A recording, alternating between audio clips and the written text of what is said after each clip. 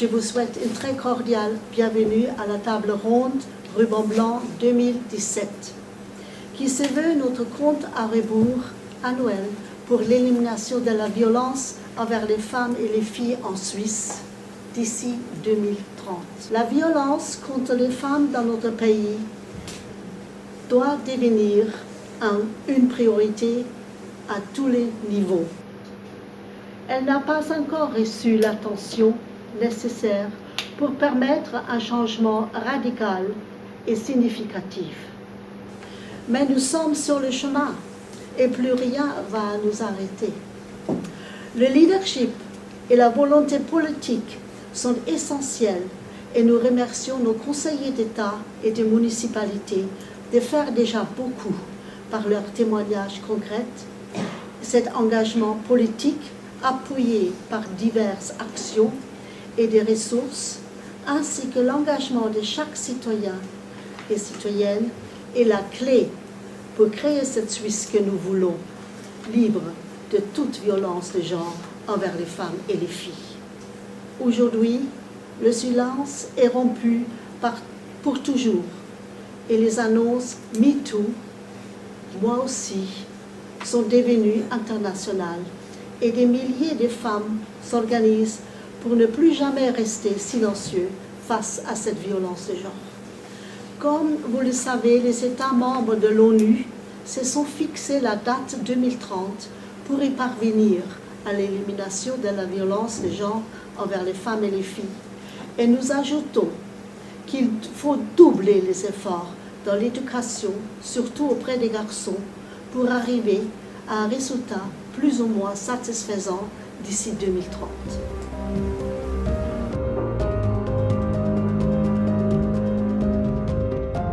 Chers ambassadeurs du ruban blanc, en ma qualité d'ambassadeur du ruban blanc, c'est un message d'espoir et d'espérance que je souhaite vous transmettre ce soir à l'occasion de la Journée internationale des femmes.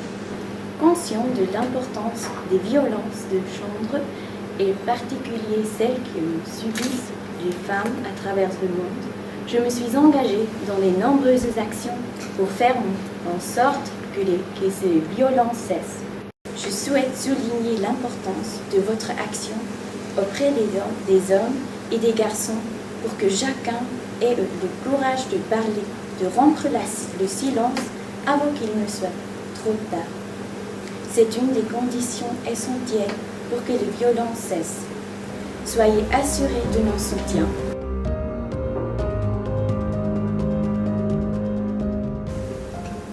Je tiens à remercier vivement Ruban Blanc pour son invitation à participer à la table ronde sur le thème « Demain n'est pas à attendre, mais à inventer ». Je ne peux malheureusement être de vôtre, mais je me réjouis que ce débat ait lieu avec l'objectif de créer une Suisse libérée de toute forme de violence envers les femmes. Les violences faites aux femmes, ici en Suisse et partout dans le monde, prennent aujourd'hui des formes multiples et sont encore trop souvent banalisées et minimisées. Voilà pourquoi la campagne Ruban Blanc revêt une importance considérable. Plus personne ne peut ignorer aujourd'hui l'obligation d'agir pour faire évoluer en profondeur la société vers plus de responsabilité, de liberté et d'égalité entre les femmes et les hommes. Je tiens à saluer le travail remarquable des associations actives dans ce domaine et l'engagement exemplaire de toute l'équipe de Ruban Blanc.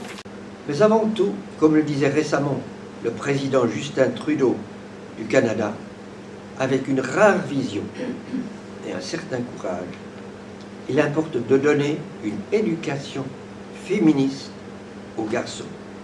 Et Trudeau se vante de donner une éducation féministe à, je crois, ses 5 enfants. Je crois 3 garçons et 2 filles. Comme il le dit si clairement, le féminisme, ce n'est pas seulement croire que les femmes et les hommes sont égaux.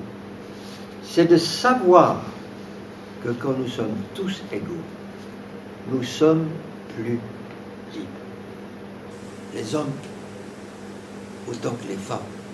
Parce que les hommes sont les prisonniers, je dis bien les prisonniers, de la forme pensée, de la supériorité masculine.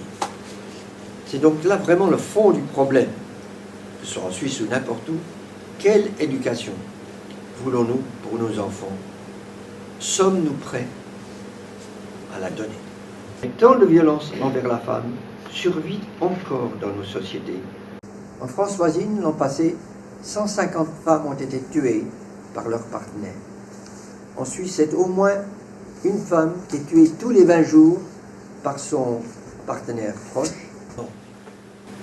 En effet, il est fondamental de saisir que cette violence a des racines culturelles et religieuses fort anciennes et très profondes, et qui ont façonné notre culture pendant des millénaires. On ne peut donc s'en débarrasser d'un coup de baguette magique. Et ici, il est essentiel de définir brièvement ce qu'on appelle les formes pensées collectives, qui nous influencent à notre insu et à longueur de journée. On peut dire que toute croyance sociale collective constitue une forme pensée. L'acceptation pendant des millénaires de la croyance patriarcale en la supériorité de l'homme et donc l'infériorité de la femme ont créé une forme pensée qu'on peut comparer à un brouillard omniprésent mais invisible et qui a profondément imprimé, et à leur insu, le psychisme des femmes comme celui des hommes. Et c'est bien à cause de cette forme pensée qui semble encore résider chez trop d'hommes. Cette violence a pris d'innombrables formes dans la législation et la pratique sociale, des inégalités salariales pour un même travail. Et venons-en maintenant à notre thème, l'objectif d'une Suisse sans violence envers les femmes. Si l'existence et la lourdeur des formes pensées soulignent les défis immenses d'une élimination de la violence envers les femmes dans notre pays d'ici 2030, objectif que s'est fixé la campagne Ruban Blanc dans le pays et qui ne fait que reprendre l'objectif officiel de la Suisse qui a signé une convention des Nations Unies allant dans ce sens. Un des aspects si positifs de notre époque, qui est non seulement difficile mais aussi exaltant, que nous vivons aujourd'hui, est le fait que les transformations qui autrefois prenaient des générations pourraient avoir lieu infiniment plus rapidement aujourd'hui. En effet, Internet, cette variable totalement nouvelle dans l'histoire de l'humanité. Je crois qu'on n'a pas encore pris conscience de l'impact incroyable d'Internet sur l'histoire humaine. Cette invention permet aux idées, aux slogans, aux nouvelles façons de penser et de se comporter, pour le meilleur ou le pire, de nouvelles croyances, à se transmettre à l'échelle de la planète en quelques jours. Et si je voulais faire une très brève parenthèse, je pense qu'aujourd'hui, sur la planète, l'élévation du niveau de conscience est le facteur le plus important, le facteur numéro 1 de la transformation positive de notre planète. Et ça, chacun de nous, par chacune de ses pensées, peut y participer. Et ça, c'est merveilleusement positif.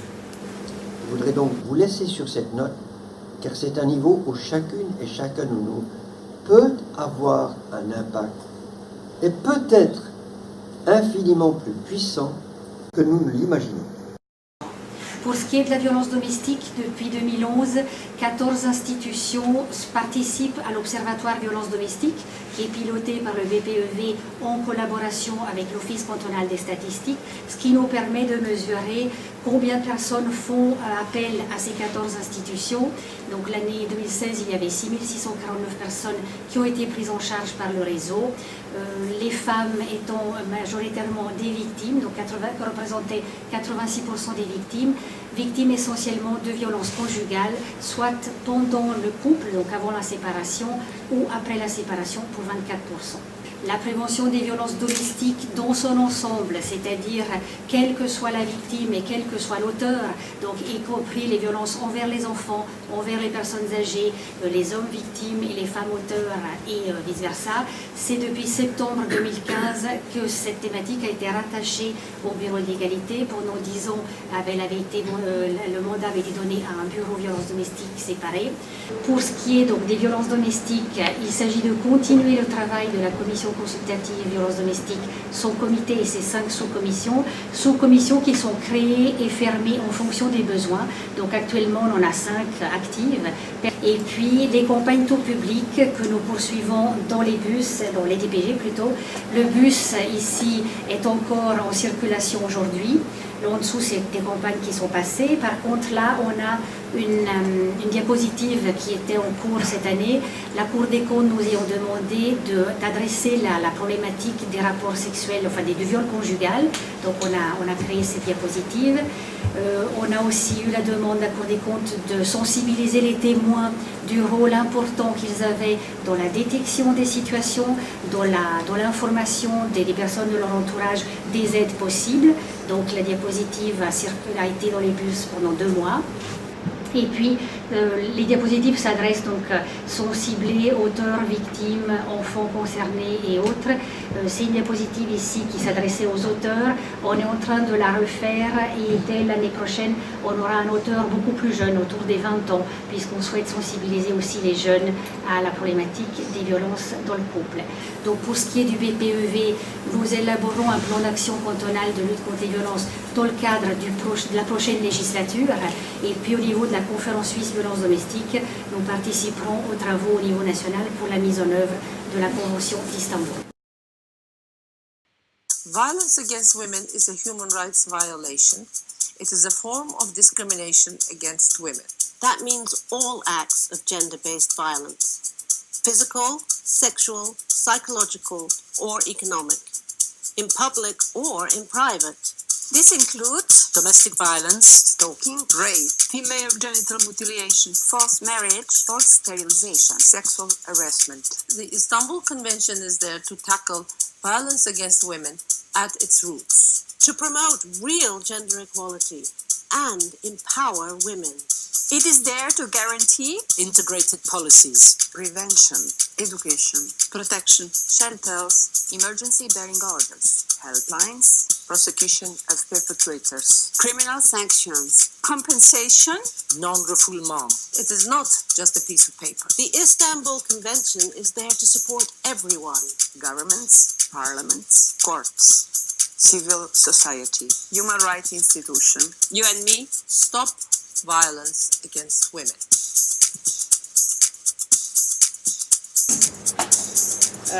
On a fait cette vidéo. C'est un peu un résumé de la Convention.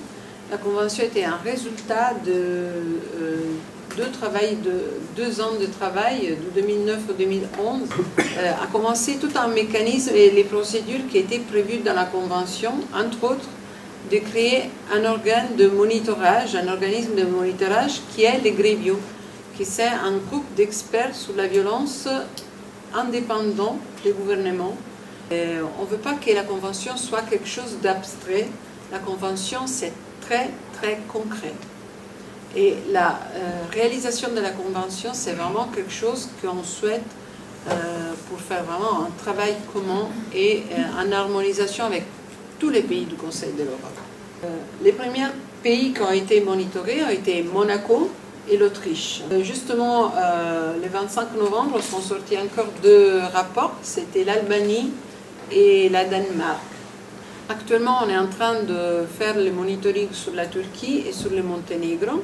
C'est très très important d'avoir un standard comme la Convention d'Istanbul pour avoir vraiment des principes et créer une harmonisation soit sur les lois comme sur les politiques, comme tout ce qui se passe à niveau de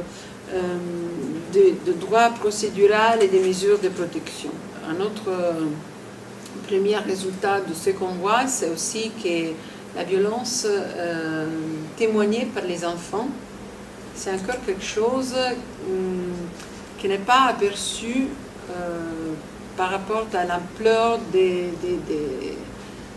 endommagements qui créent dans les temples par rapport à la violence domestique.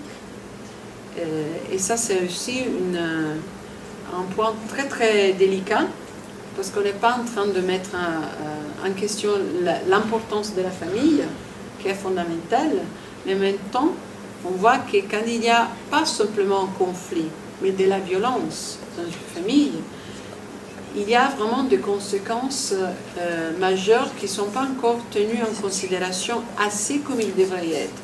En effet, non. Ce qu'on a vu, c'est que vraiment c'est, primo, une manière de construire ensemble un dialogue et de pouvoir réfléchir ensemble. Souvent, c'est aussi une manière pour réveiller un peu, nous on dit la belle au bois dormante, ça veut dire les institutions qui ont fait leur travail, mais qu'il faut simplement un peu remettre l'attention dessus ce travail pour remettre un peu plus de volonté, pour remettre toutes les choses en discussion et aboutir à un nouveau résultat, un majeur résultat de ce qu'on faisait avant. Et ça, on a vu que c'est très intéressant. C'est pas vraiment une question de se sentir coupable ou pas. On sait bien que l'institution, c'est fait par des personnes. Et les personnes doivent prendre en charge leurs responsabilités. C'est pas que tout le monde veut travailler à l'encontre de la violence. Alors, c'est clair qu'avoir un moment de dialogue et de confrontation tranquille, mais qui a un standard clair, qui est la Convention d'Istanbul, c'est vraiment quelque chose qui peut permettre de réveiller quelque chose et réactiver des mécanismes qui puissent avoir à nouveau des résultats plus grands de ce qu'on avait dans les passés. On dit que la Convention d'Istanbul, en quelque manière, est obligatoire. Et ça veut dire aussi qu'il y a une volonté des États plus forte pour aboutir à des résultats concrets. Nous aimerions ouvrir la Suisse alémanique avec notre nouveau site en allemand qui sera disponible dans une semaine ou deux semaines et commencer avec notre campagne « Je m'engage ». Ich engagiere mich dans le canton suisse alémanique pour qu'il y ait un nombre croissant des hommes et des femmes de déclarer publiquement leurs promesses à ne pas commettre, tolérer et rester silencieux à cette fléau. Il y a tellement de voix qui continuent à se lever et cela ne s'arrêtera pas avant que les changements concrets suivent en cours.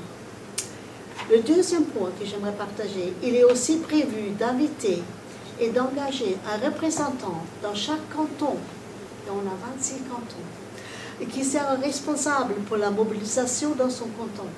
Pour cela, nous avons besoin du financement nécessaire et nous vous invitons à investir dans cette campagne qui veut réaliser cette Suisse que nous voulons pour nos enfants. Un pays libre de toute violence de genre. Troisième point, continuer à promouvoir notre guide éducatif et pratique dans les écoles secondaires. Ce guide est en ligne en français et prochainement en allemand. Une version anglaise est aussi disponible sur demande. Pour clôturer, là où il n'y a pas de vision, on dit « le peuple périt ». Alors j'espère que nous n'allons pas être dans ce cas dans notre pays. Merci encore et bonne année et à la prochaine pour le table ronde.